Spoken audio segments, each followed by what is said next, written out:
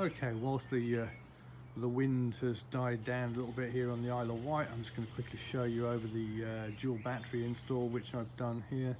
So I've got the original battery which came with the TSDZ2 system from TongSheng, which I bought, was this one here.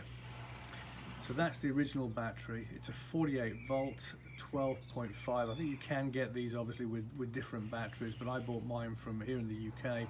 And this is the one I chose to go with, which is the most powerful battery that they sold it with, which is a 48 volt 12.5 amp battery. And you can see that little sticker on the top. That means it's manufactured by Heilong. Heilong, Chinese manufacturer, but they seem to produce, from what I can gather, pretty reasonable batteries. Seem to have a reasonable rep, and they are also, you know, kind of medium priced. They're not the most expensive, they're not the cheapest either. If you buy them in the UK though, from certain suppliers, they can be. I mean, that one there, if you buy it from a UK supplier, 350 quid for that one, but you can get them direct from China suppliers who will drop ship them to you, including the taxes and everything they've already paid. And I got the second battery over here, which is actually identical voltage. It was actually advertised as 48 volt 13 amps, but I think it's the same, exactly the same battery inside. This one I paid £235 for, all in, including shipping, and all the taxes were paid.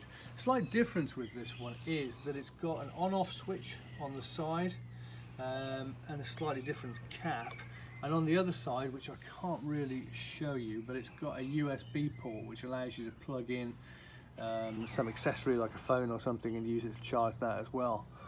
So quite a nifty little battery right there, but for all intents and purposes it looks identical to the other one which I bought. The case is the same, except for obviously you've got the slots now for the on-off switch, and a slightly different in here. There's actually a slightly different connection in here. That's the 3-pin connection in here. On the other one, it's just got a single little round slot that plugs in, which most people would be probably more familiar with from various accessories like charging phones and stuff like that.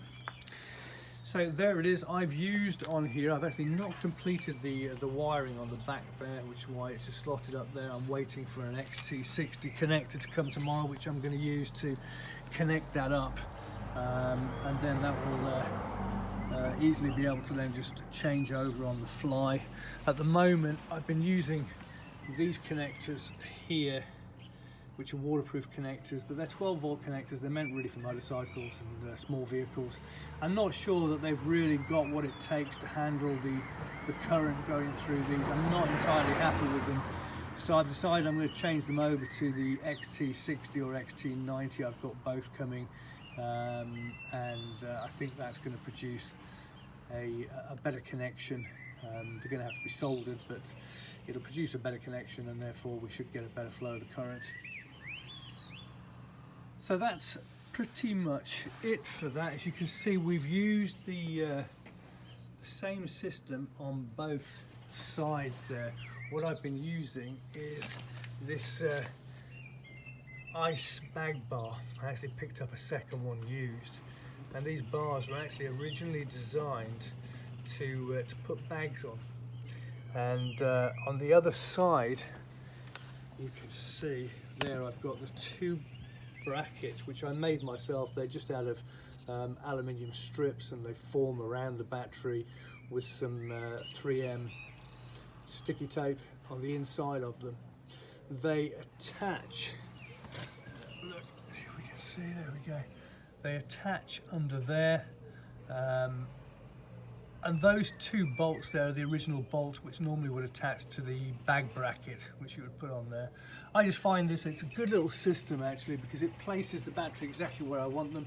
When I sit on the trike, they actually give me a little bit of an armrest, which is quite nice. But they, you know, they're sitting not too high off the ground at all. And now with one on each side, you've got the exact balance, so the trike's nice and balanced now as we ride it. I'm going to leave both on whilst I ride. Some people will take one off if they don't need it because of the extra weight, but personally I don't mind it. I'm not too heavy myself, so we can cope with a little bit of extra weight there.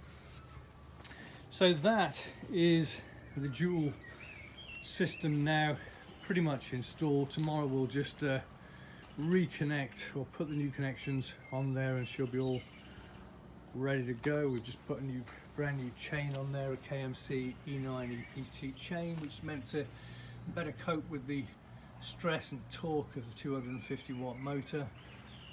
So we should be all pretty much finished and ready to go tomorrow around midday. So there we are, twin batteries installed. I've been thinking about using them in parallel. I'm not sure, it's a bit more complicated, it's not quite as safe to use them in parallel. You've got to be a little bit careful, maybe put some diodes in there. Do I want to bother going to that expense and risk not really being an electrical expert? I'm not sure. At the moment I'm going to put just identical plugs on each one, and then I can just unplug the one battery as it decreases and plug in the other one. And hopefully, I mean, at the moment it looks like the stats which I'm getting there, I'm getting probably about 50 miles at about 2/3 to 3/4 use out of one battery. So hopefully we should get close to 100 miles of 75% assist with those two batteries, which should be plenty. 65 miles around the Isle of Wight, so that should take me at least all the way around, and by the time I get back from that I should be I'll probably need to recharge my legs as well as the batteries. So there we go, dual system, 2x48 13 amp batteries.